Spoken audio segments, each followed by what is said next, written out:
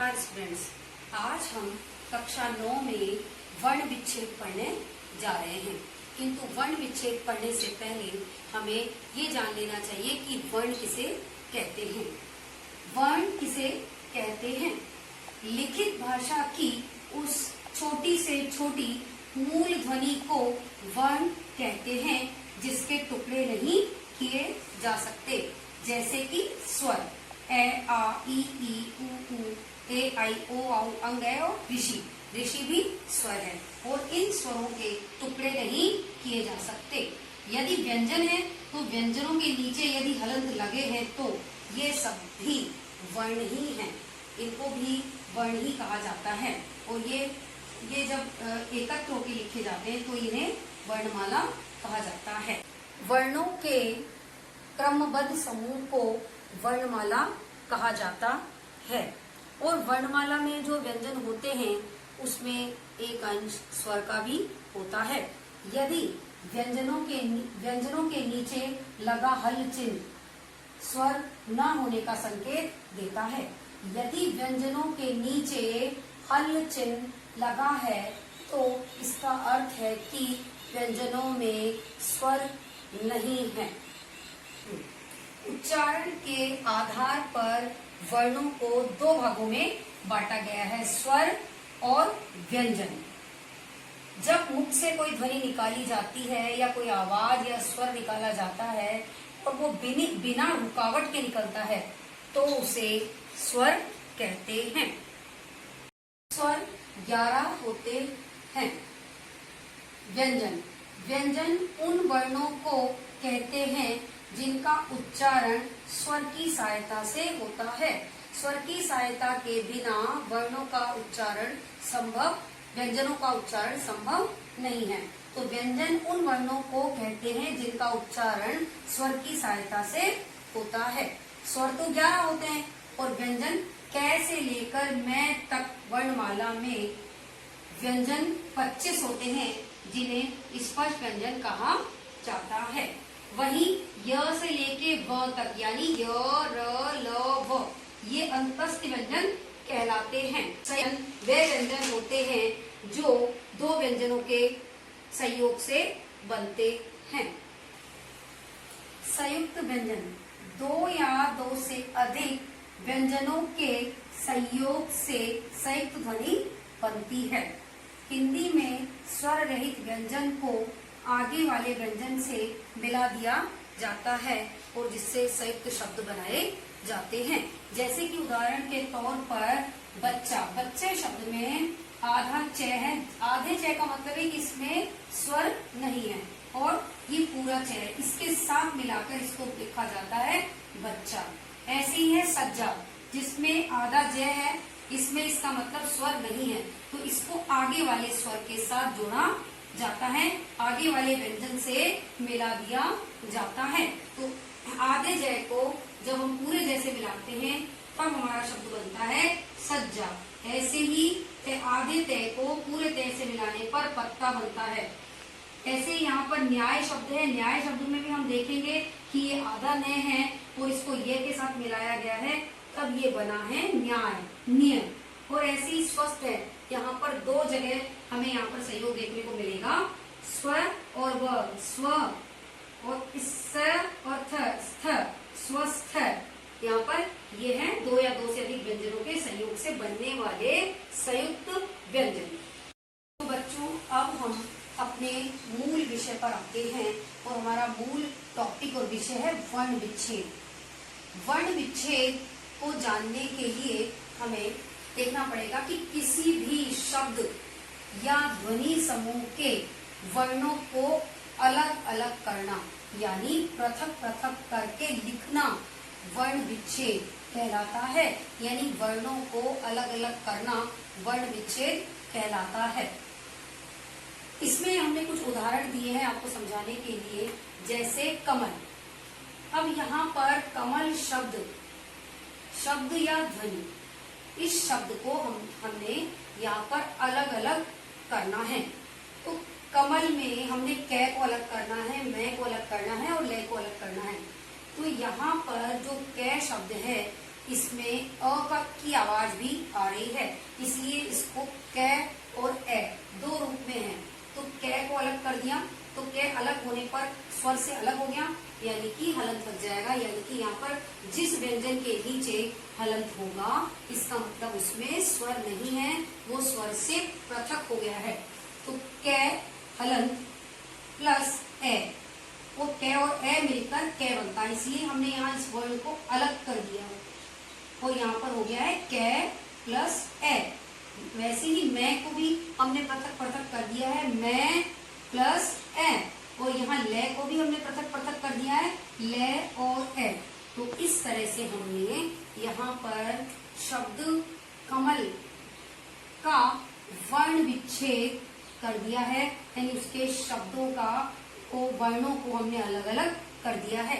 ऐसे पृथक पृथक करने को ही वर्ण विच्छेद कहा जाता है। वैसे ही यहाँ पर ये बिना मात्रा का शब्द था। आगे जो हमारे पास दूसरा शब्द है इसमें मात्रा है, महाराज। यहाँ पे है पे भी आ का डंडा आया है और रे पे भी। तो यहाँ पर हमें ये ध्यान रखना है कि स्वर को उसकी मात्रा के अनुसार ही लिखना है। जैसे मैं, महाराज में मैं और है और आ है, आ, हा। तो है में आ का उच्चारण है तो आ, रे में आ का उच्चारण है तो आ, तो जय में ए का है तो जय, ए। इस तरह से महाराज का शब्द का हमने क्या किया है, यहाँ वर्ण विच्छेद किया है। दूसरा उदाहरण हमारे पास मात्रा का है, जिसमें शब्द है संस्कृति। संस्कृति शब्द में हमें ये देखना है कि से के ऊपर यहाँ बिंदी है, यानी कि यहाँ पर से में अंग की आवाज का स्वर है। तो यहाँ पर हमने इसको अलग किया, से और अंग प्लस दूसरा से आधा है बच्चों, आधा है, यानी कि इसके नीचे की ओर हलंत आएगा। आधा शब्द है, इसका मतलब इसमें स्वर नहीं है, इसलिए यहाँ पर इसके सपोर्टिंग वर्ड भी नहीं आएगा। तो से अंग प्लस से, आधा से है इसलिए खाली आएगा। कै, तो कै आगे इसके नीचे री की मात्रा है, यानी ऋषि का उच्चारण है।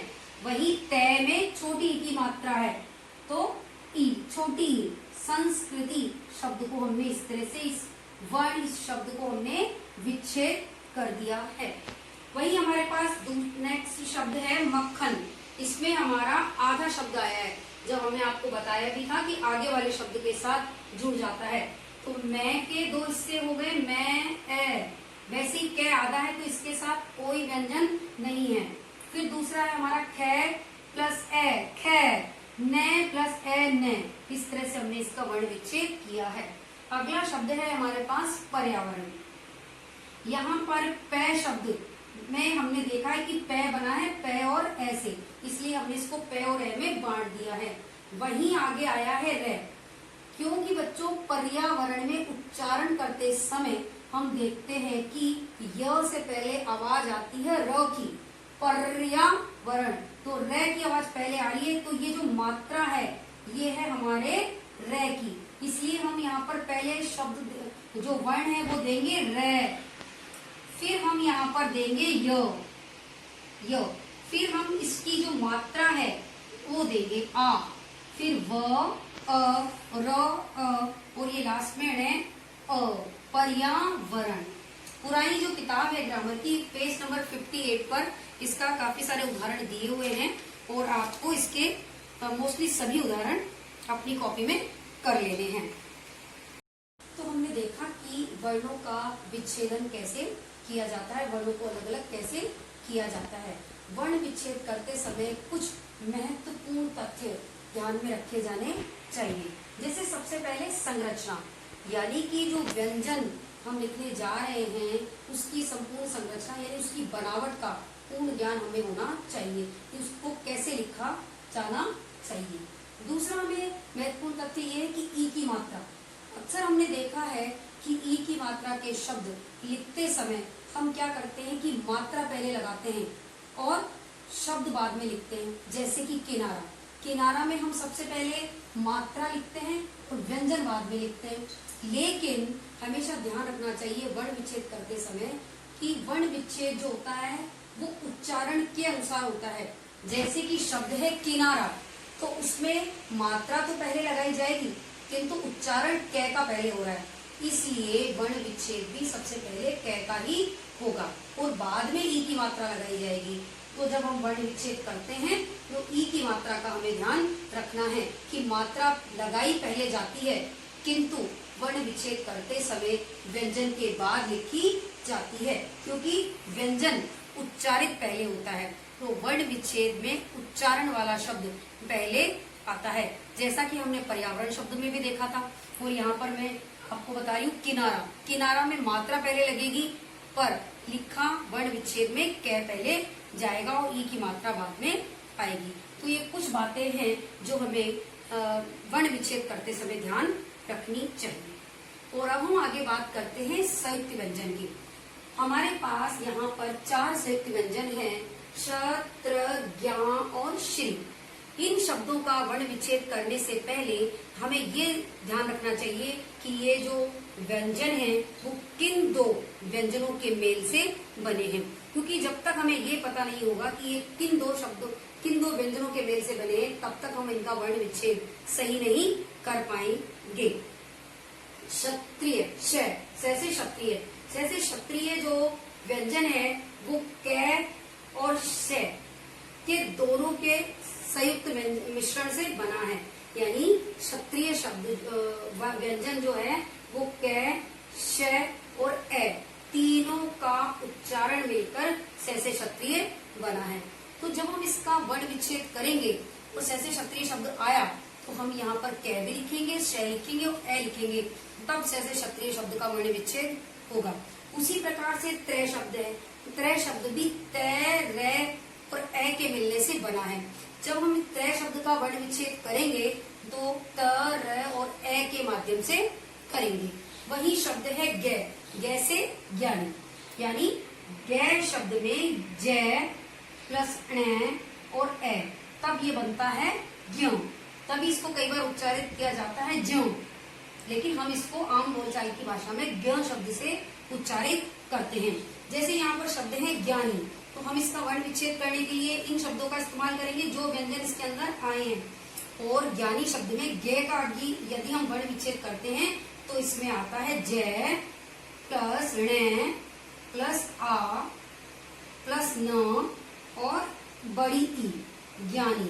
तो इस तरह से जैसे ज्ञानी में क्या क्या आता है, ज, ण और अ। उसी तरह से हम से श्री वाला, अक्सर हम श्री लगाते समय इस शब्द का इस्तेमाल, इस व्यंजन का इस्तेमाल करते हैं और ये भी एक संयुक्त व्यंजन है। यहाँ पर श और रे, से शलगम वाला और रे और ए से ये उच्चारित किया जा रहा है। तो इसमें क्या क्या है, श, रे और ए। व्यंजनों के सहयोग से संयुक्त व्यंजन बनते हैं। यहाँ पर एक एग्जाम्पल और देखिए, क्षत्रिय। श से क्षत्रिय का एग्जाम्पल है, श से क्षत्रिय किन व्यंजनों से बना था, क, श, ए। तो ये तो हो गया श और त्र, त, और उस पर है बड़ी छोटी की मात्रा तो ई, और यह है य प्लस अ, क्षत्रिय। तो इस तरह से संयुक्त व्यंजन वाले शब्दों का भी वर्ण विच्छेद किया जाएगा।